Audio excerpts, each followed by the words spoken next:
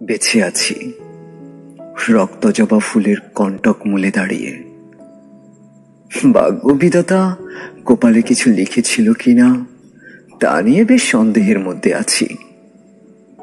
জীবনের বেশ কিছু সুখ অন্তিমকালে শিকলে বাঁধা, পায়ের নিচে ইতিহাস হয়েছিল, তারপরেও বেঁচে আছি।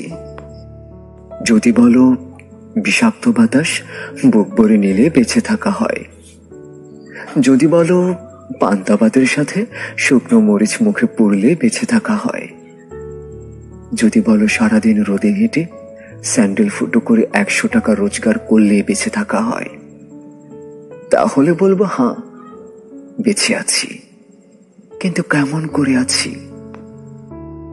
যেখানে কলমের জ্ঞানী জ্ঞানী মানুষের কাছ থেকে পচা বিবেকের গ্রাণ আসে, যেখানে টাকাওয়ালাদের কাছে সরলার সম্মান কাগজের ঠোঙ্গার সমান, যেখানে বড় বড় বাগযোদ্ধাদের মুখের বলিতে শাহী তরবারি গোলে হয় নীল, সেখানে কেমন করে বেঁচে থাকি বলো?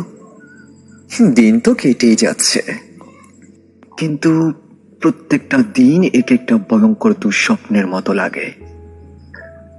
বাতাসগুলো কেমন ভারী অক্সিজেন বিহীন মনে হয়, আর সময়গুলো দীর্ঘ অপেক্ষার পর অসমাপ্ত কাহিনী হয়ে রয়।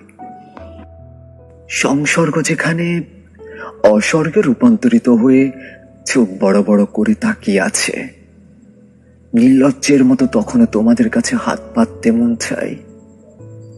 তবে তোমাদের কাছে এক মুষ্টি ভাত চাই না, আমাকে এক মুষ্টি শান্তি দাও, আমি তোমাদের মন ফুল দিয়ে পুজো দেব। তোমাদের কাছে একটি টাকাও চাই না, আমাকে একটা নিঃস্বার্থ হাসি দাও, আমি তোমাদের প্রেম জোয়ারে ভাসিয়ে দেব। তোমাদের কাছে আমি রঙিন দুনিয়াও চাই না, আমাকে একটা নরম মন দাও। প্রতিশ্রুতি দিলাম, পৃথিবীকে আমি হাসি মুখে ভরিয়ে দেব।